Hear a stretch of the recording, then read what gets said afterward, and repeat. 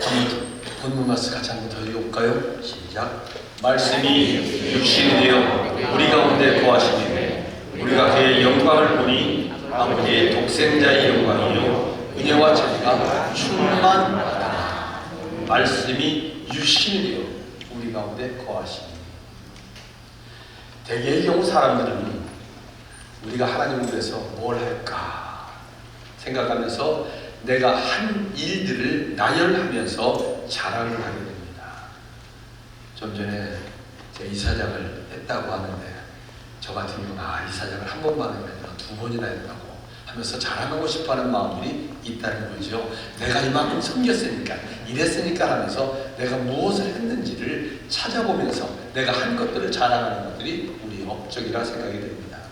그러다가 무엇이 또 잘 안 되게 되면 하나님을 원망하기도 합니다. 내가 이렇게 했는데 누구와 비교해도 손색이 없는데 왜 내게 이런 일이 일어났을까? 뭔가 분명히 잘못된 거다라는 생각을 하게 됩니다.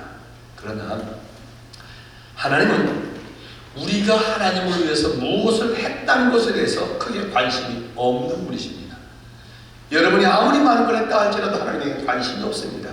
오히려 하나님이 베풀어 주신 은혜를 찾아서 감사하는 사람을 찾고 그들을 만나주길 원하십니다. 왜냐하면 하나님은 우리가 무엇을 드리기 전에, 무엇을 하기 전에 저와 여러분을 사랑하셨기 때문입니다.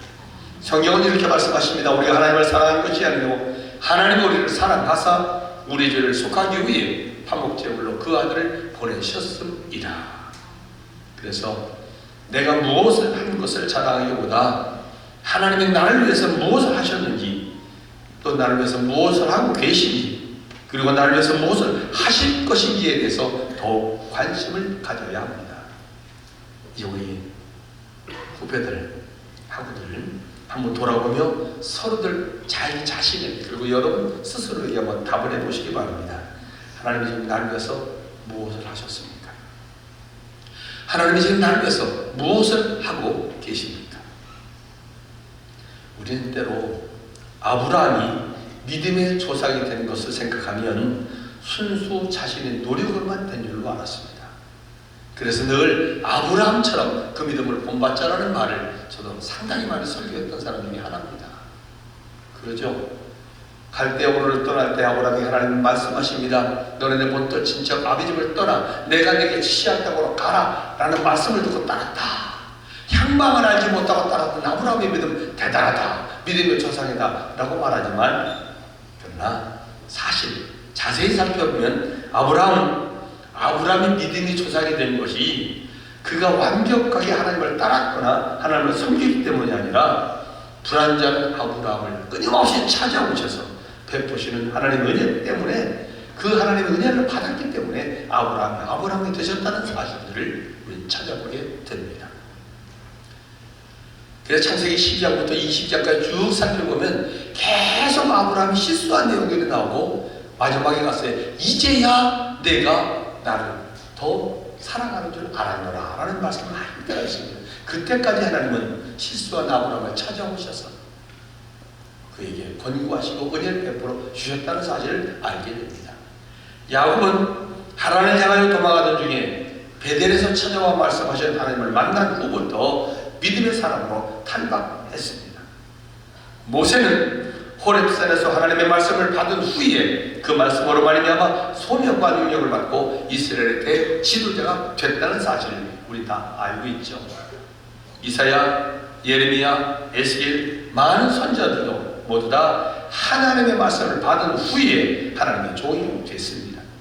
그들은 한결같이 하나님을 찾아와 만나시고 그들에게 말씀해 주심을 들음으로 변화된 하나님의 사람들이었다는 사실을 알게 됩니다.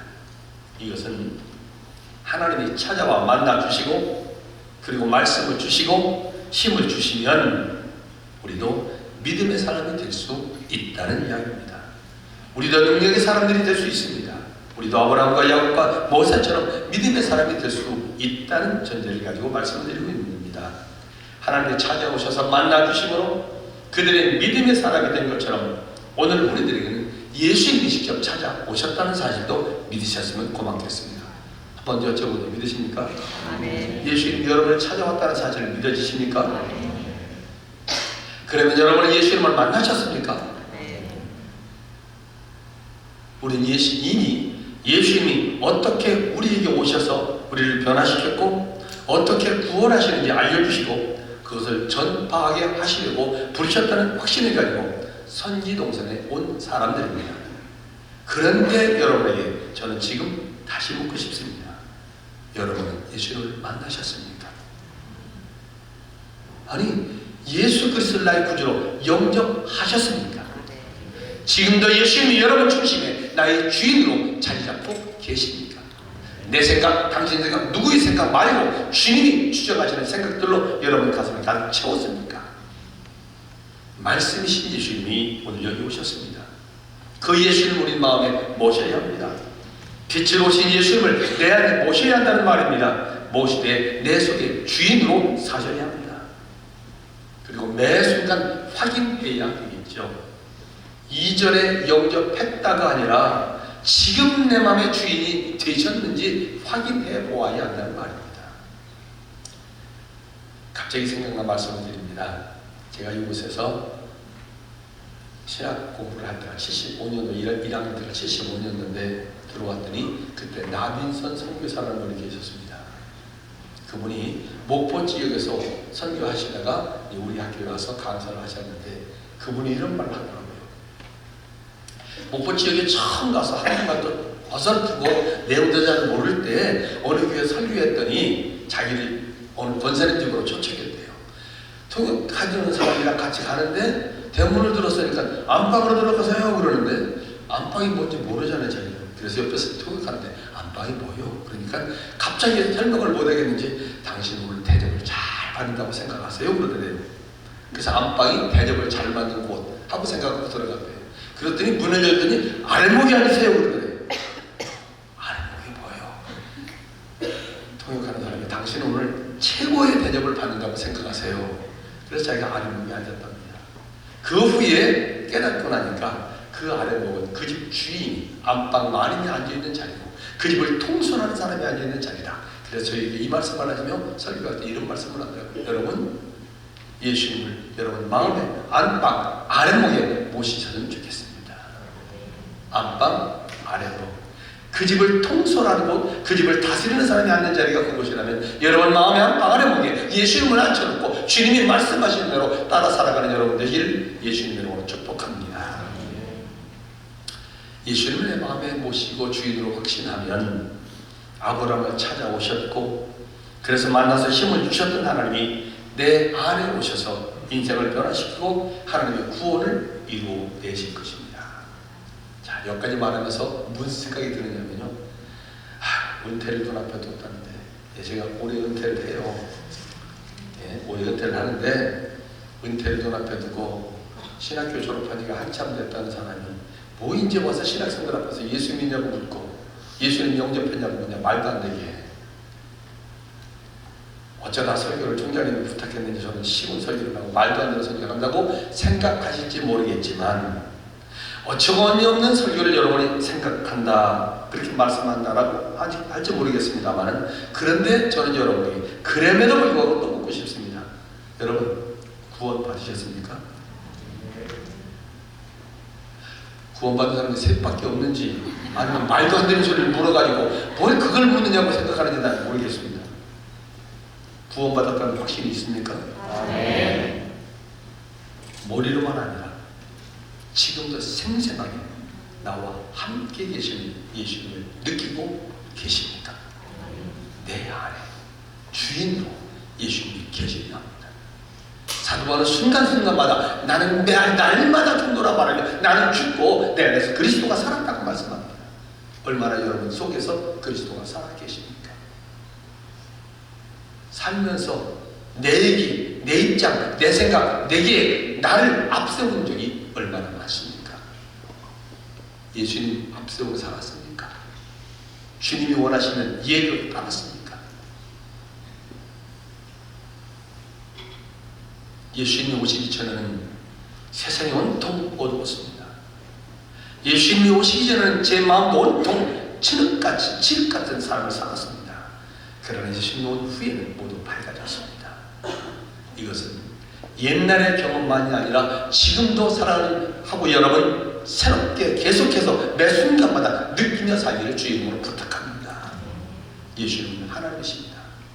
예수님은 은혜의 자체입니다. 예수님은 영원히 목마르지 아니하는 샘이요 생수요 생명의 떡이십니다. 예수님은 생명과 빛으로 세상에 오셨습니다. 예수님은 지금 어디에 계십니까? 예수님이 내 주인일 때 우리는 행복할 수 있습니다. 예수님이 내 주인일 때 승리할 수 있습니다. 목사는 이제 42년 됐거든요. 저는 신학교에 다닐 때 3학년 때부터 개척을 시작했다가 신학교 3학년 때 개척하다가 대전에 드신 그 교회가 큰 교회가 된 지 있어요. 개척하다가 이제 신대가 다 마치고 목사된 지 42년 됐어요. 제가 목사 안수 받을 때는 지금 총회 법으로는 30세 이상이 된 목사 안수 받는데 저 때는 27살이면 목사 안수 받을 수 있었거든요. 만 27살 됐으니까 42년이 됐습니다. 목회를 그만큼 했으니 설교를 얼마나 많이 했겠습니까? 그런데 목회를 하면 할수록 하면서 예수는 없어지고 나만 있고 내 경험만 앞세울 때가 너무나 많았다는 사실을 저는 요즘에 우리 성도들에게 수없이 곧 갑니다. 은퇴할 때 되니까 했던 소리 또 하면서 제가 가지고 있었던 것, 제가 전해주고 싶었던 얘기를 정말 하나만 할 수 있다면 어떻게 해야 될까? 이제 한 번밖에, 두 번밖에, 몇 번밖에 없는 설교가 하다 보니까 다른 설교를 또 준비하는 것이 아니라 내가 알고 있었던 것 생명처럼 녹여받쳐서 당신들이 반드시 알아야 될 것, 이건 반드시라고 말하는 것들만 전해주고 싶은데 그래놓고 찾아놓고 보니까 예수 믿으십니까? 지금도 묻고 있습니다. 그 예수 있습니까? 여러분 속에. 예수는 없어지고 왜 나만 있는지, 예수라는 것보다 내 오랜 경험이라는 다경의 원칙 속에 나는 왜 경험 이야기만 많이 하는지, 이런 것들이 우리 속에 있었다는 사실을 고백하지 않을 수가 없습니다. 예수가 온전하면 내 감정, 내 생각 모두 다 뒤쳐놓고 주님 말씀이라면 예, 아멘하고 따라야 될 텐데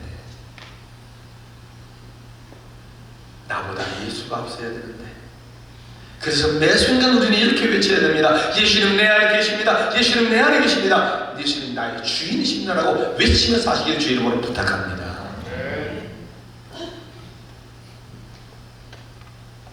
예수님 내 안에 계시다면 우리의 행동과 말과 삶이 굉장히 달라지는 게 있습니다.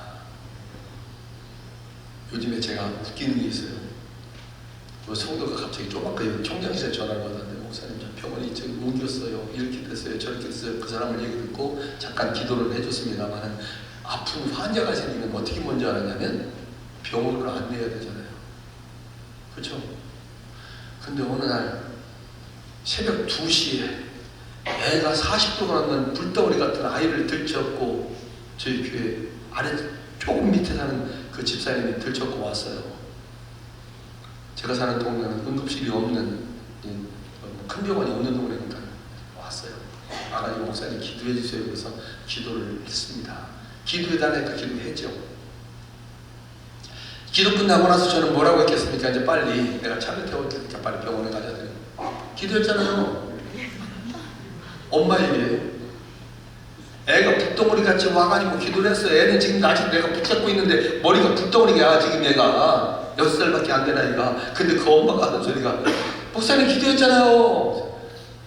그 병원에 안 가? 기도했는데 왜 가요? 여러분 같은 뭐라고 하셨는지 그 순간에 기도했잖아요. 목사님이요. 속으로 보니까 나보다 믿음이 훨씬 더. 그리고는 앉아서 새벽 2시인데 두런두런 얘기를 시작해요. 아니 나는 몸이 더라쳐 아이들 거 빨리 병원에 갔으면 좋겠는데 병원 갈 생각은 하지 않냐고 애 옆에 앉혀놓고 눕혀놓고 그냥 저하고 얘기를 하는 거야. 한 30분 얘기를 하다가 그냥 이제 됐으니까 가라. 그럼 빨리 가라. 집에 가라. 새벽 기도 해야 돼. 이제 준비하고 내려가는데 겨우 보냈는데 병원으로 보낸 게 아니라 집으로 보냈어요. 그 사람이 그냥 집으로 가는 거예요. 목사님 기도했으니까 됐다고 생각하는 그 엄마의 믿음대로 그 아이는 아침에 어떻게 됐을까요? 여기 내렸어요. 아침에 어떻게 됐을까요? 저는 아침이 되자마자 제일 먼저 물어봤죠. 태연이 어때라고 전화해서 물어봤는데 뭐라고 대답했을까요? 예? 아니 신학생들 아니에요? 애가 불덩어리가 떴었어요. 왜 아팠는지는 몰라요. 엄마는 기도했다고 생각하고 아이를 지금도 데리고 갔어요. 여러분 뭐라고 해야 되냐고요. 제가 아침에 전화를 했어요. 태연이 어때? 그랬더니 목사님 그걸 왜 물어요? 걱정되니까 묻지. 걱정은 무슨 나오지. 기도해놓고. 아이고 지금 유치원 갔어요. 유치원 갔대. 그 엄마의 믿음을 쳐다보면서 무식하게 믿는데 믿는 것이 아니라 그 속에 있었던 예수님이 그에게 기도하면 된다는 믿음이 그를 치유했다는 사실을 저는 지금 믿고 있습니다. 하나님께서 어떻게 하시지 알 수 없다고요? 내 안에 계신 예수님 한번 성경을 찾아보세요. 저는 하바진이 마비됐던 사람입니다. 신학교 오기 전에 하바진이 완전히 마비됐었어요. 그래서 그 당시에 제가 병원에서 외치면서 기도했던 게 뭐냐면 하나님 내 엄지발가락 한 번만 구부려 봤으면 좋겠습니다. 내가 신경을 써서 움직이면 움직여봤으면 좋겠습니다. 그게 소원이어서 걷는 게 소원이 아니라 엄지발가락 한번 딱 움직여보면 그게 소원이라고. 근데 엄지발가락만 움직이는 게 아니라 제가 여러분 서 있잖아요 지금. 하나님께서 이런 일들을 해주셨기에 그 이후에 이런 생각을 하게 됩니다. 예수님이 병든 자를 쳐다보고 어떻게 하셨습니까?